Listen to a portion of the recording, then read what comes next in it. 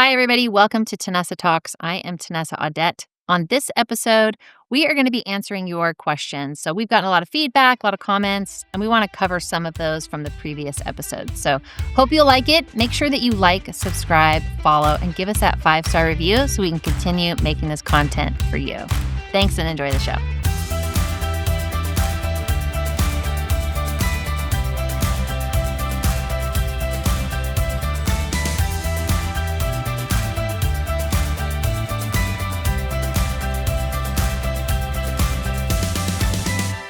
Hey, everybody. So on this episode, we are again joined by my friend Christin. We had so much fun the last time. We're going to do it again. And one of the things I wanted to do, we're about halfway through the first season.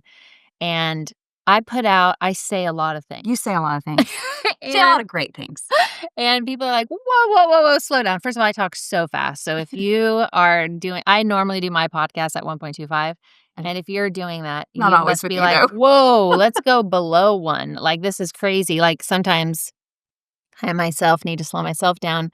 But I've talked about these things, and I'm in this world. So I think I say things like everybody already knows and agrees. And then TikTok tells me they don't at all. And so it's been really interesting to see sort of the reaction in the comments and the questions. And so I've asked, and you've watched probably all of them. And so this is going to be sort of like a follow-up. Some of the questions that have been asked, and then some of the questions that you have, or just the frustrations that you're like, okay, answer this for me. If that's true, then what is happening here? Yeah. So we're just going to kind of get into those questions. And then just know that if you do have questions or comments and you want me to address them on the podcast, then send them in to us through, social media or an email at tenessaaudette.com.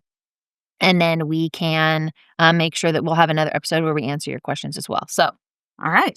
Let's get jump into it. Into some questions. Yeah.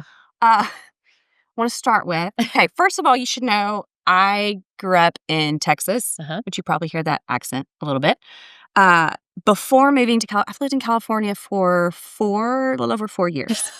Before moving to California, I lived in Florida for 5 years. So Texas, Florida, and California. Well, maybe Texas, Florida, and California are very different. Very. And it shocks me when I interact with people here that it's almost like they don't realize that the rest of the country lives differently.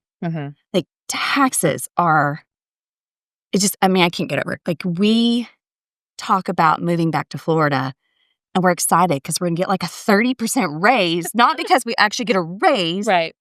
But because the government's not, I want to say stealing, but taking that money. Well, you don't have a choice. We don't have a choice. And you have no say in where it goes. So it does feel like stealing. It does. So, or people in California don't realize that in other states, you can actually afford to fill your car up with gas because it's not $8 a gallon. Yeah. So, I don't know.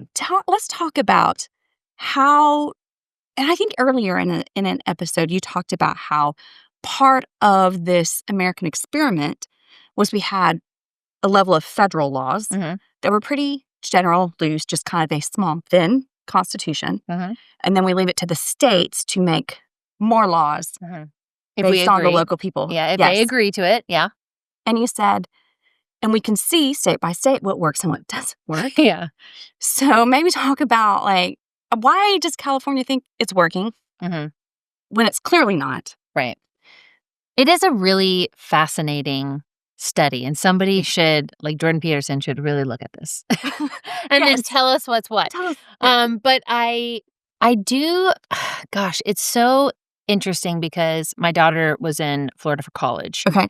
And so her budget to have her own bedroom in a 2-bedroom apartment, she had her own bedroom, and it was $1,500 a month for her to go to college and to live there. That's her food, her utilities, her rent, her gas, her car, whatever medical expenses she had when she was there, whatever she went to Disney, whatever. It was $1,500 a month for her to be there. Right. Like, that's it.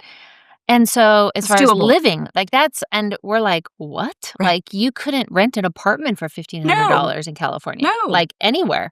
So it is it does, it makes you think like, "What are we doing? Like, what are we doing?" And I think California has a great reputation as being a great place to live. I think it also has this reputation of it's the 5th largest economy. If it was its own state, da da da. And it's like, okay, okay, it is true. It's massive. Yeah. Okay, so it kind of has everything there, but it is massive. You're not going from one end of the state to the other in a day. Right. Like it's very big. So you're not accessing it on a daily basis, all of these different things. But it is, you don't have to go to another state to do it. So I guess it has an advantage. I'm not really sure. But I think we've always enjoyed a great reputation. The problem is that reputation has greatly diminished, but the mindsets of people here, I think, are so entrenched, it's almost like brainwashing. It's Yeah. almost like we're in this cult of California Yeah. where we don't know how to get ourselves out of it. And we just keep doing the same thing over and over and thinking, yes, but this is the better way. We're California. We're the 5th largest economy. And I'm thinking to myself, are you under the delusion that no millionaire ever went bankrupt? No Right. billionaire ever went bankrupt? Like, the fact of the matter is it's not how much money that we generate here, it's how it's spent. We have a deficit. So we are the 5th largest economy, and yet we run at a deficit. Yeah. So something's wrong. Something's wrong. Yeah, we're not living within our means. We are trying to pay for things that the government was never intended to pay for, but it's doing that because we've made it legal to do these very dumb things. Yes. And the people that can change that, which is the voter, is saying like, "Oh, there's nothing we can do. It's just so expensive. We'll just leave and then vote for the same things in another state." And everybody's like, "Ah." Ah! And I think there's a couple things that I am hopeful for. Okay. One, when all these people go to other states and then those other states say, "What is wrong with you?" Right. Like, wake up. Right. Like, don't do that, right? Or the other thing that I'm actually very grateful for is Newsom running for the president of the United States makes him susceptible to the criticisms of the Okay. rest of the states. And I feel like the only reason that we have seen anything different, like we got Prop 36 passed. Now, he didn't fund it, but the people said overwhelmingly, like, no, you have to enforce the law. Like, we're tired of the criminals running the system, and Sure. it's just lawless in California. And the people said that, and you know what he did? He just didn't fund it. And Ah. then there's just no discussion. It's like, we don't have the money, but we have $250 million to gerrymander and remove any representation that Republicans have in the state. We're 40% of the state. And if their gerrymander goes through, we're not going to be represented by more than a few percentage in Congress. And it's like, well, that's the antithesis of the democracy that you talk about. You keep talking about what the people, but then you're doing things that actually are going to silence the voice Right. of Republicans, which, by the way, are the minority in Sure. California. So if you want to talk about minorities and you want to talk about inclusion and equity, the most discriminated group, the most marginalized group in all of California is a Republican in Sacramento. Right. I believe that. Yeah. That's what that is. Right. And so they're not given the ability to speak on bills. They're pushed through with no discussion. They're not co-authoring bills because they're not getting the input from Republicans. They don't get a say on the floor. They're not getting amendments. They're getting railroaded. And this gerrymandering is a prime example of you are going to disenfranchise 40% of your electorate by not allowing them to be represented in Congress. And your excuse for that is, yeah, but I want power. Right. But see, to me, that is anti-American. That is anti how we are set up. I remember talking about gerrymandering back in school, but why don't you give us a brief definition for those who maybe don't know what that word means? So, yes, I will do that. But I want to say it's not anti-American because they're getting it from the consent of the governed. Is there a law against it? Well, there should be a law against gerrymandering. Right. And but they're overwhelming that by saying, because the people can say, we're going to legalize it. We're going to say it's okay because the people get to decide how they want to be governed. Ah. Do you know what I'm saying? Yes. But then you have to live with the consequences of that. And so maybe the consequences is you don't have people in Congress, but maybe the consequences, we need to stand up and say how we want things to be done. And California is a terrible example of how we want things to be done. And if we just want to win all the time, but we don't want to have good policy, we don't want to have scrutiny of our policies, because you can look at California and say, wow, the richest country in the world, and it has the highest amount of homelessness per capita. So it's not just the big number. It's the second highest homeless per capita. We also we're terrible in education. We're failing in every single metric that would say this is what a healthy, prosperous, growing state would be. And so it doesn't matter if you have the most money if you're not spending it wisely, if you're not spending it in a way that actually helps your people. To say that we're going to spend and become insolvent in Medicare or Medi-Cal because we're going to prioritize illegals that are here or people that are not California or U.S. citizens, it's like, okay, well, that's an option. But then you can't complain if you're bankrupt, if you don't have money for other things because you prioritize this. Yeah. Now you have to live with this, and you have to see your policies through. And when they're not working, you have to determine, well, is that a good policy? Is it nice? I'm sure it's very humanitarian, but is it the role of government to take care of everybody, or do we actually say you're a state, you have some measure of responsibility to the people that are paying the taxes in it? Yeah. And sales tax is not the same as property taxes, and the same as they pay taxes too. It's like, well, the sales tax is not the same. Right. And what are we paying? They're not buying yachts. We're not paying $30,000 in sales tax.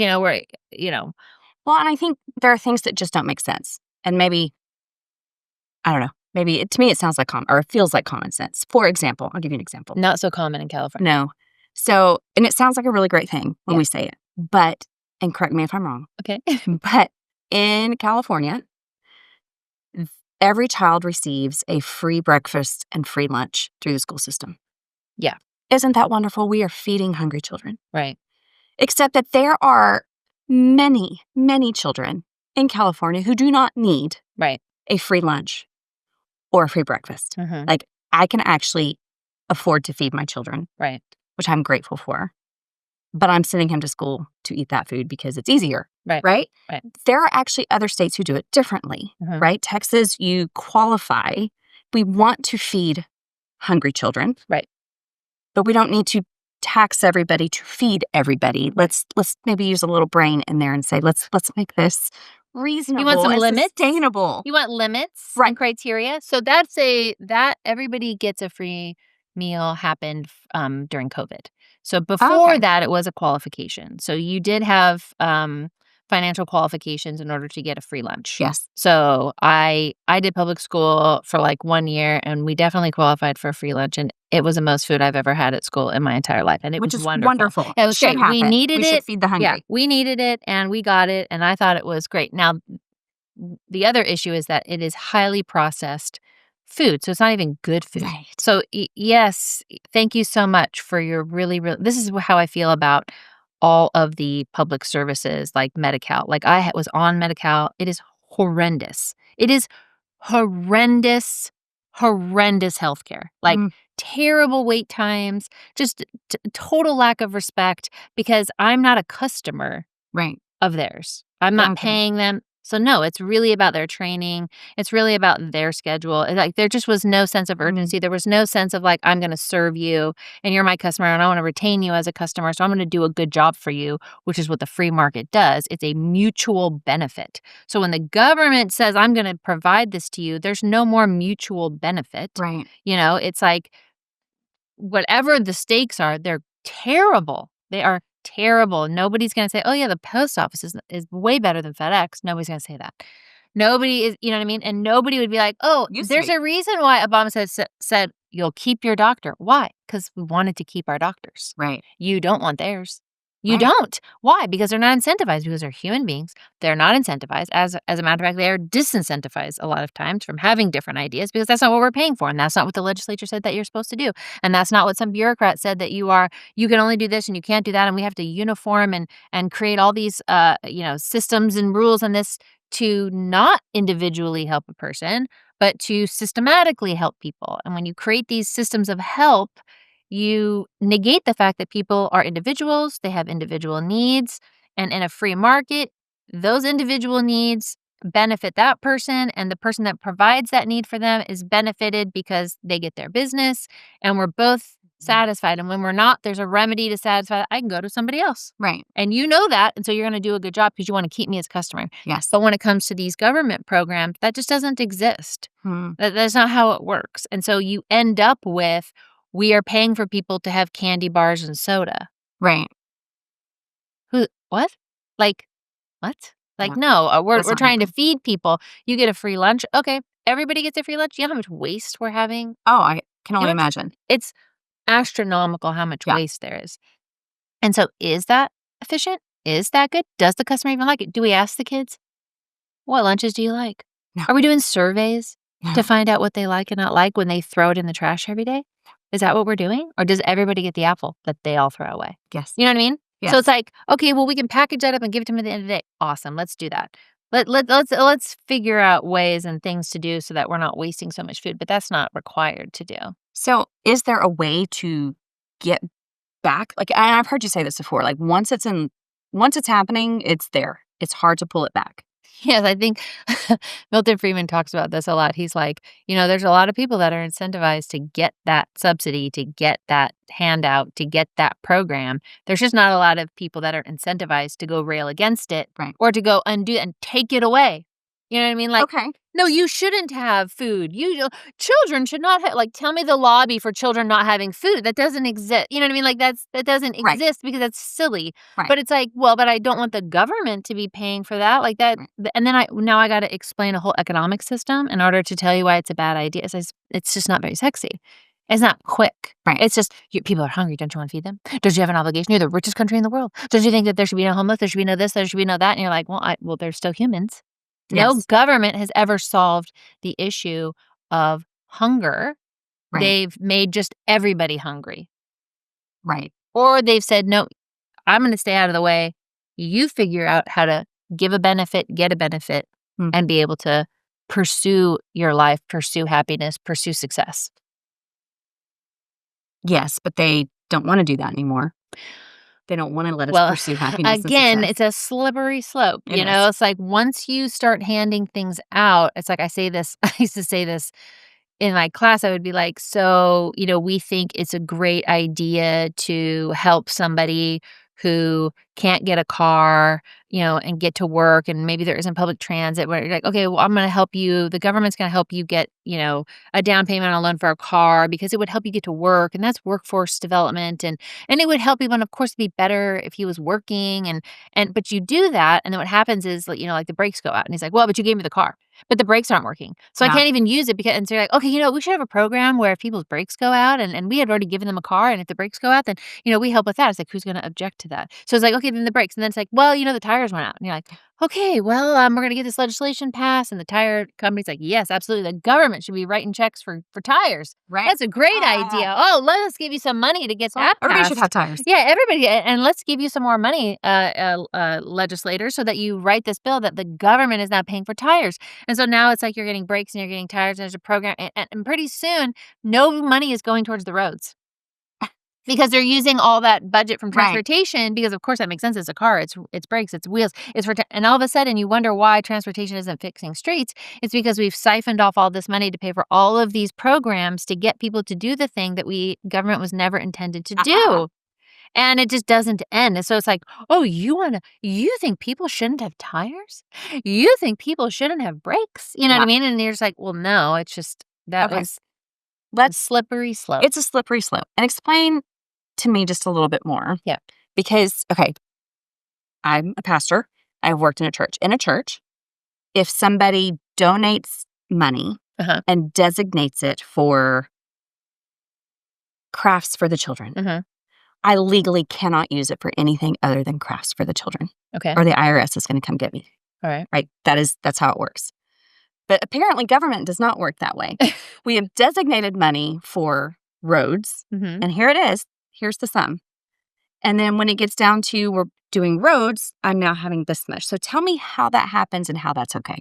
So there are different streams of what comes into this, like to say for the cities, money for roads. You have some federal funding, you have some state funding, and some of that comes through a group called the Shasta Regional Transportation Agency is what Sure. we have locally. But everybody has transportation agencies, and they all, this is it's sort of like it's a middleman because you have in the state of California, in the state of California, it's just crazy, right? We have like a housing, right? You have housing community development. That's like a branch Sure. in the whatever. It's like one of our agencies at the state. You would think that they would do housing. Well, I mean, it's in their name. Right. But then there's grants for transportation to do housing. So our transportation department is also now gets grants to give money to cities or whatever to build housing. Okay. Does that make sense to you? No. No. Yeah, it doesn't make sense. No. Okay. But they're trying to build, they call it infill, which means like in your downtown areas where you already have, Sure. activities and businesses or whatever. They want to make walkable cities and, so that you live and that you work and you're not driving a car. Okay. So it's all really close together. And they want you to now, so they want to bolster and alternatives to driving a car. So a bus or a bicycle or walking or whatever. And so the transportation department is now, and Caltrans gets money so that they can build apartments next to bus stations or train stations. Okay, so a lot of times when the state has a priority or an initiative, they'll basically funnel that money into lots of different places. Okay. So that it's happening with whatever agenda it is that they have. And one of those agendas that we not be driving gas cars anymore. We need to switch to hybrids. We need to switch to solar, whatever. Right. Electric vehicles. It's not solar, but electric vehicles. And in order to do that, you have to make it obsolete that you would be driving a car. Also, gas stations are going to have to start going away. There's just all kinds of changes that would happen if that is able to move forward. It keeps getting pushed because it's virtually impossible, but, they're going to keep trying. So what happens with that allocation, because it's a transportation money that's supposed to go towards streets, of course, it's federally, it's an allocation. But what happens is first they say, yes, but you have public transportation, you have your bus system. So that money should first go towards, so maybe the Shasta Regional Transportation Agency gets $20 million total from all these different entities through the state and the federal government. And some are allocations, some are formulas, some are grants for specific projects for Caltrans. They're sort of the distributor of all the funds that come in. There's a formula that says once you do all these things, what's left over after you've determined there's no unmet need, so you can't hold it and save it up to meet that need, whatever, then you could use it for streets. But it really only comes out to be maybe like $2 million a year of our $12 million. The other 10 at the city comes from the gas tax. So what you pay at the pump, the reason why you never hear anybody ever saying, in your local government to get rid of the gas tax is because 10 million of it is supposed to pay for your roads. But they're not getting 10 million. Oh, they're getting they're getting 12 million. Oh, okay. So locally they get 12 million every year. And so administratively, I think in Reading, maybe $2 or $3 million is for people, the admin, our bureaucracy. That's what that pays for. The rest of it goes to projects and streets. And so projects would be like, we get this grant for bike lanes. We hold back some money to do matching funds. We hold that back, and then we use that to build those bike lanes or the roundabout or major big capital projects. Yeah. We have to have matching funds, and we use that for those matching funds. Okay. So that's how things it gets reduced, and they're like, we need more. You're like, well, not really. Not really.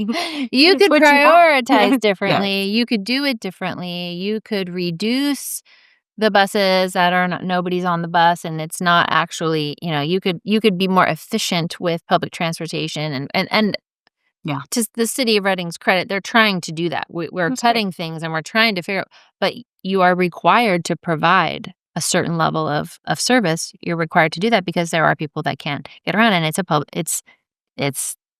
public service that's been voted on.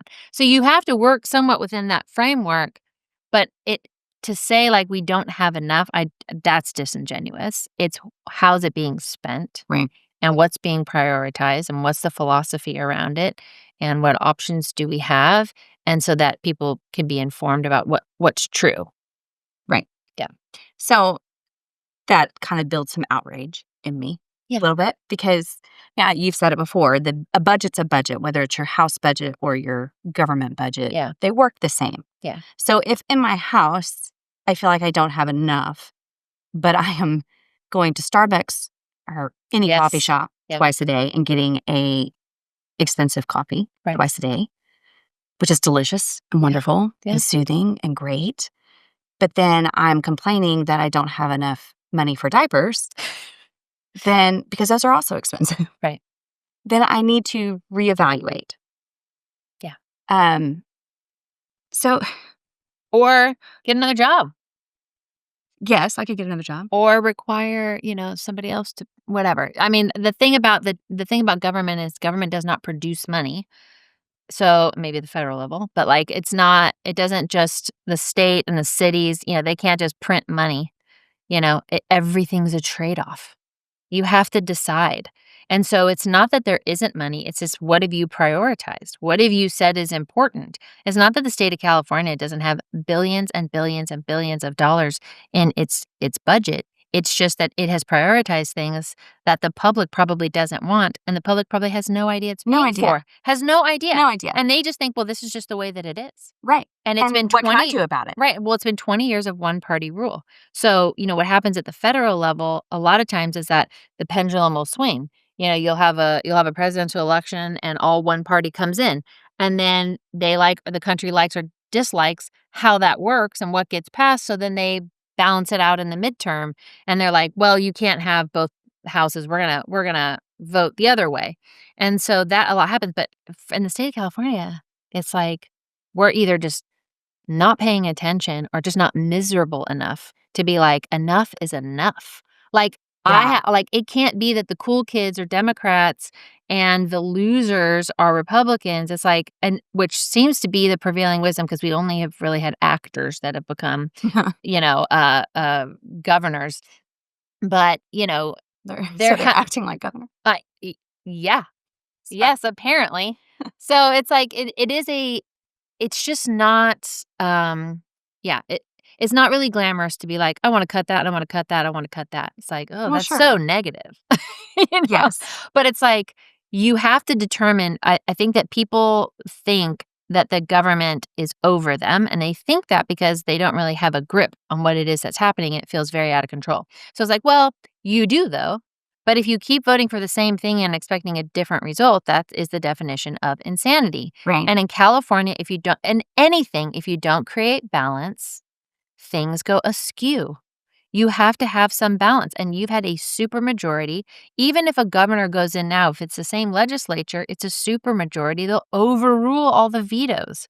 So the idea that even if you hate the idea of a Republican, you should like the idea of some type of balance where there has to be negotiation and a consensus made of like, well, 40% think this. That is a minority. All I hear from the left is you have to listen to divergent perspectives and diversity, and you have to include. And you're like, go ahead. Go ahead. Go ahead. Do you know that in the assembly, if you are a Republican representative, you get half the budget than if you're a Democratic representative for your staff? Wow. So the people that are in those districts are represented by more staff than in a Republican district. And it's like, so you've determined that Democrats are worth more and have the only voice that matters. And we're supposed to be a republic, which means even the minority has a voice. Even the minority gets to participate. But you make rule after rule that encourages less and less Republican participation. So I say that the hypocrisy of all of these ideas that they espouse is best demonstrated in the California legislature, but it just doesn't seem to matter. We just haven't had that champion. And I think in California politics to really penetrate the conversation and to get people to start thinking differently. We just haven't had that. Well, yeah, because our culture doesn't think that way anymore, right? Like our culture is very much us, them, us versus them. Yeah. And I don't want to listen to them. I don't want to have Well, that's a political feedback. Spirit. Yeah. Well, 100%. yeah. That's a political spirit. Yeah. That basically says, I'm not even gonna listen to what you have to say. Right. I'm not. Now listen, if you wanna protect your relationship, you wanna protect it and keep your love on towards somebody, and you're like, "I don't wanna hear all the, uh, like, accusation and the hurtful thing about that you're gonna spew against me. I wanna protect our relationship, so I don't wanna do that." That's one thing. But if you're like, "I don't even wanna hear your point of view. I have decided what I think, and I Yeah. don't wanna hear your difference of opinion." That right there, we said in the Constitution, you have the freedom of speech, the freedom of assembly. You actually get to come around the people that agree with you. You get to say your ideas in the public square. You get to argue and debate that. We get to argue and wrestle over which idea would work, what hasn't worked, why would you think it'll work. We get to do that and not have that fear that the government is going to silence you or come against you or that type of thing. And that that is that political spirit that basically says, "Don't even listen to their point of view. Yeah. Don't go listen to them." You know what I mean? And I Right. think that has translated into people don't go Google, "Who are Right. these people?" And then they're like, "Well, but I'm afraid if I listen, I'll be transfixed and change it'll, like you'll be bewitched by somebody. You'll change your mind." Yeah. And it's like, "No, no, no, no, no." Yeah. I think it's deeper than that even too. Like, we don't actually think for ourselves anymore. Like, right? We don't actually want to know and see what the issue is. We're just like, well, the people I like are going this way. I'll go with these people. Like, my tribe, my identity group thinks this, so it must be right. Which is again is back to that us versus them, which is Have you ever done that? probably. I I mean, feel like I've done that, I feel like I have done that, I think there's certain beliefs, even in my faith, that you're like, "Oh, I've always known that." And then yeah, somebody challenges it, and you're like, "Why do I believe that?" You right. know?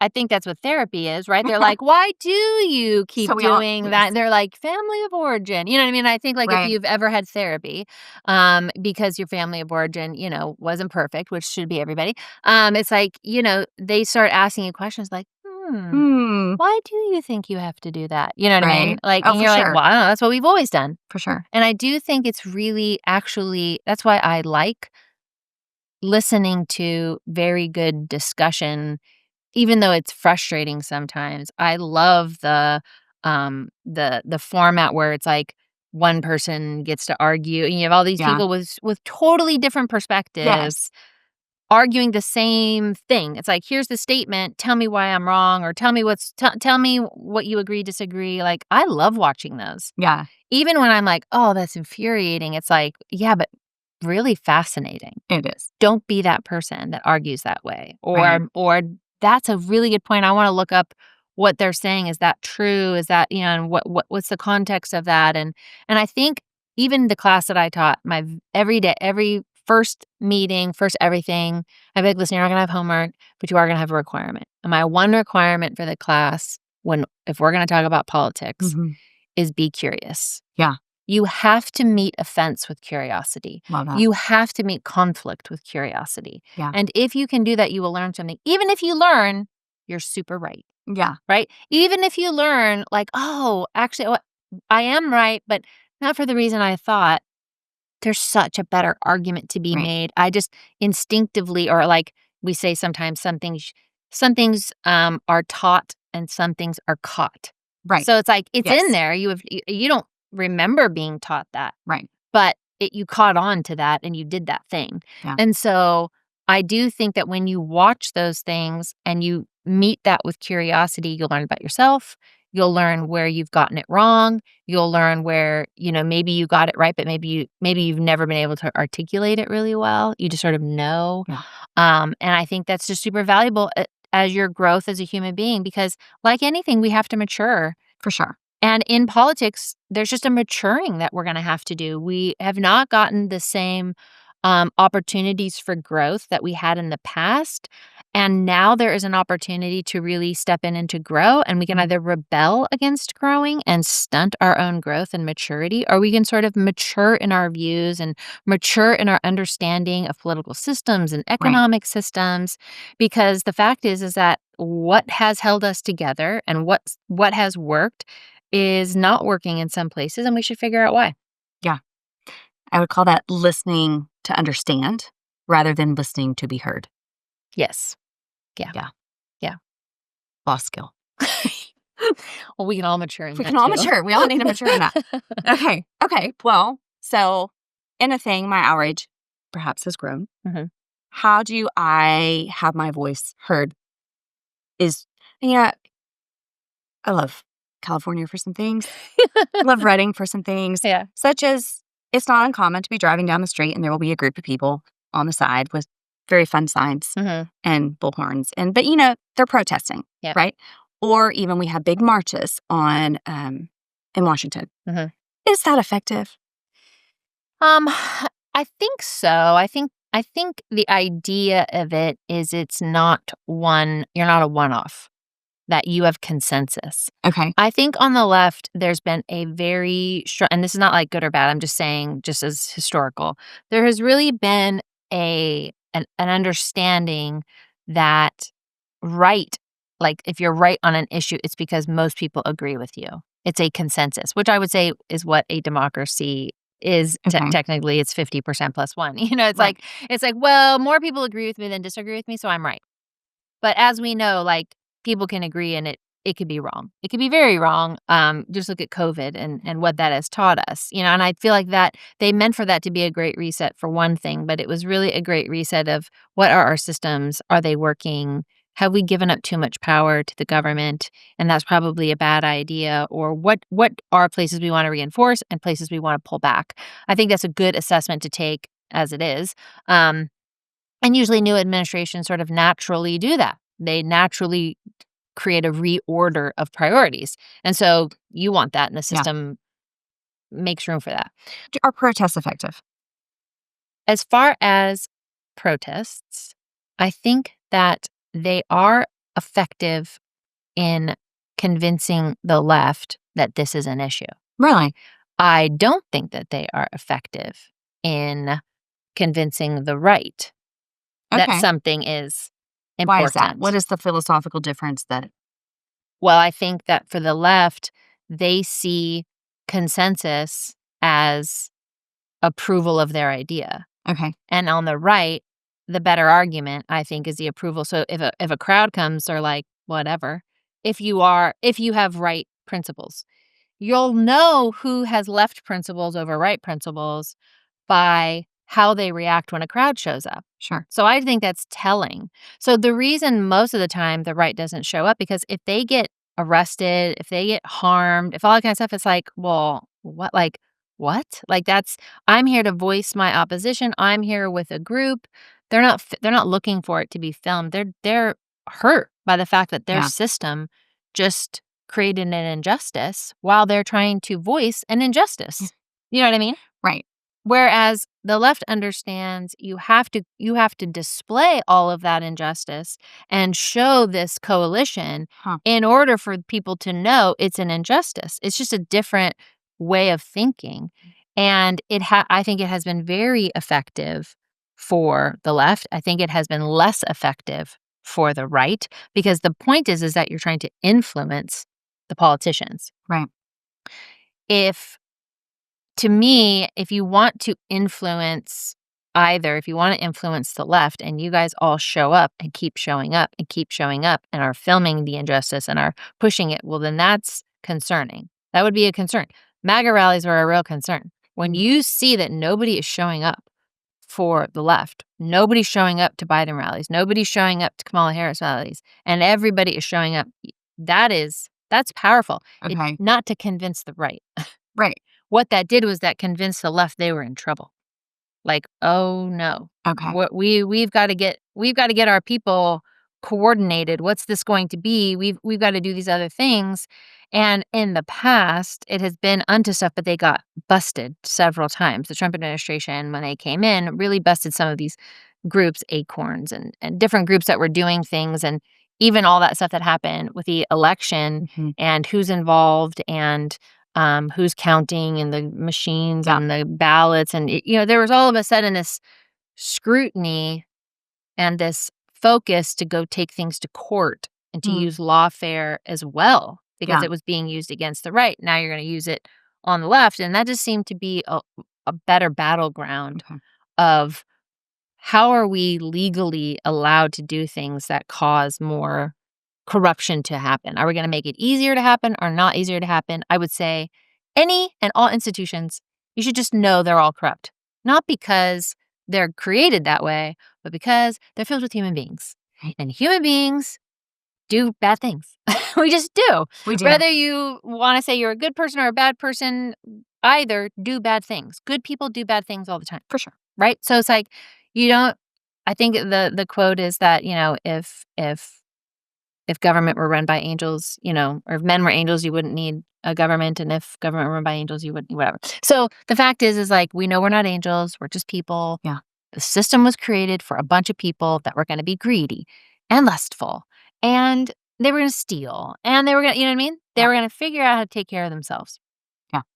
And knowing that, you have all these checks and balances, and you've got boards, and you've got this person, and this person's counting this person watching this person wants this person's job, so they're going to make sure they're going to do, you have just all of these things, and hopefully as safeguards. Hopefully. But stuff Set up happens. that way. Yeah, but of course there's corruption, which means you create incentives for them not to. I think Milton Friedman also said, like, we're not about making bad people good. We're about forcing bad people to do good things. I like that. That's a good. You got to incentivize them to do the right thing. And sometimes that just works. I mean, that's always a great day when it's mutually beneficial to everybody and it works out. Yep. So. Very good. All right. Okay. Did we solve everything? Of course. Here's a new one. I, as a believer, believe in taking care of people. As a Christian believer. Yeah. I really have a heart for people. I want people to be taken care of. Yeah. I also have this idea that heavy regulations do not take care of people. Mm-hmm. But it don't want to look like I don't care when I'm like, no, I don't want to put that law into place that is trying to take care of people. How do I balance that? I guess that tension of I want people to be taken care of. I want homeless to have something to help them. I want people, hungry children to eat. I want people to have health care. Yeah. There's a reason. I don't really want to regulate that. Yeah, there's a reason why America is the most generous country in the world. It's not because the government gets that money. It's because its people do. And so the people are always going to want to give and to help other people. The question is, who's best suited to do that for most efficiently, most economically, and most successfully? And that is people. That is what a nonprofit is for. It's when you're like, I want to, the Catholic nuns were like, we want to care for the poor and the sick. We open hospitals. And you get those people to donate to that. They get the tax write-off, but you actually get a private hospital that serves and loves people no matter how much money they have. Yeah. And so the question is not, what do I do as a Christian to regulate charity?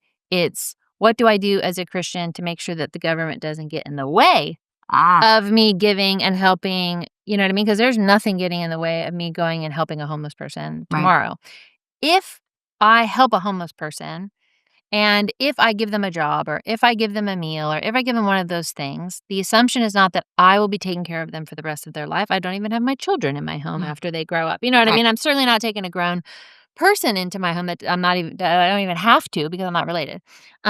So I think there's an expectation that if I'm privately doing that for you, you have an expectation that this is charity and you're helping me up. Okay.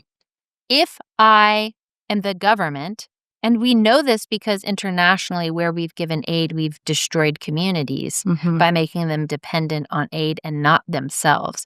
You really tear at the fabric of people's human spirit and dignity, and you disincentivize them to do that pursuit of happiness. So I would say you're actually violating their rights by doing things for them and institutionalizing poverty by saying, I'm going to give you this stipend, you're going to live way, way, way below the rest of the world, and you'll never get past that low, low, low standard if you want to receive my handout. Yeah. So you demoralize people, you take away their purpose, you take away that pursuit of happiness.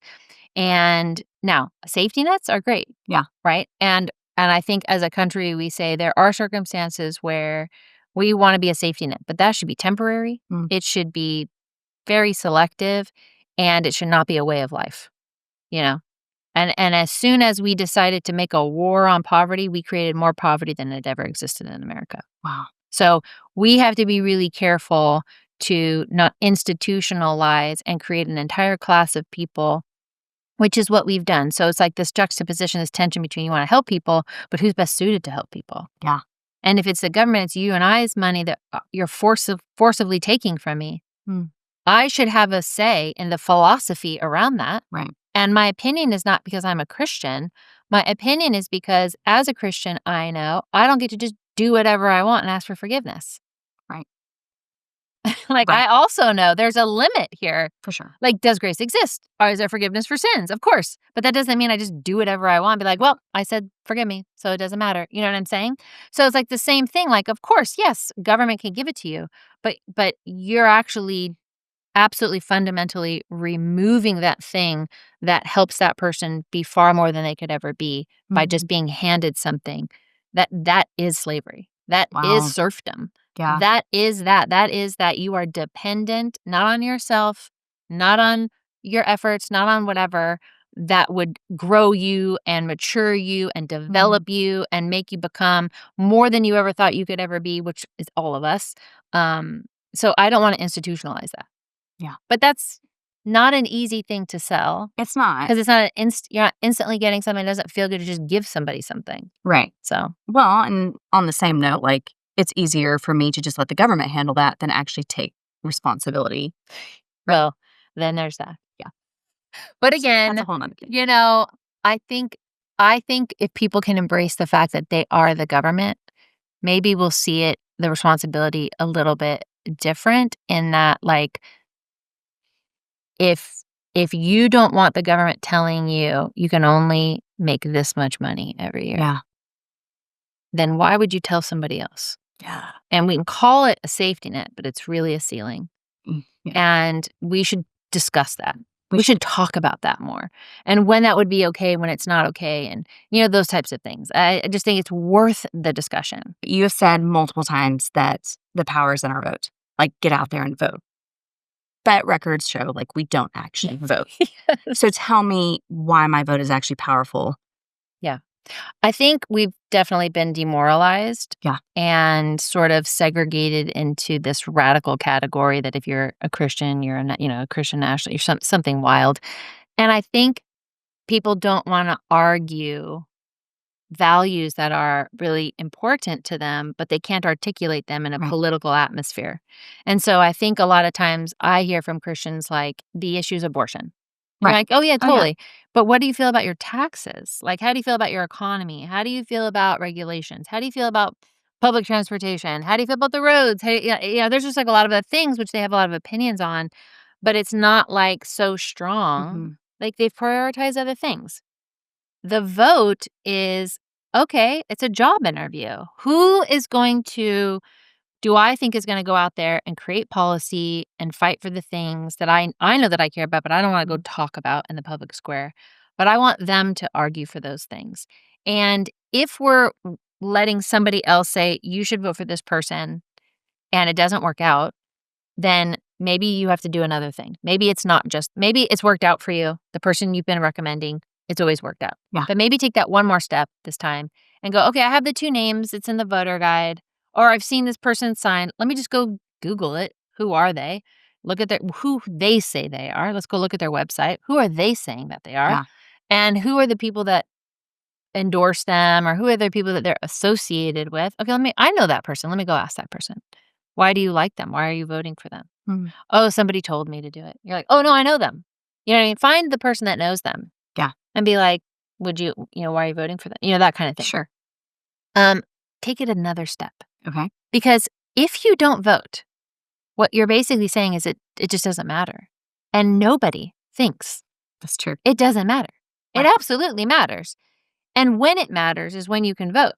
And the rest of the time is living with that decision and figuring out if it was right or wrong, which we all have to figure out. But it's like, you can't just say it doesn't matter. I mean, have you ever tried to go decide on where you're going to go to eat? Yeah. right? Like, it does at some point, it has to matter. It does Otherwise, you don't eat. Right. So people need to think of it this way. Yes, where do you wanna go? I don't know. Where do you wanna go? What are you in the mood for? I get that. I get all of that. But at the end of the day, you have to then go eat. You don't just Yeah. go home because you didn't decide or you didn't agree.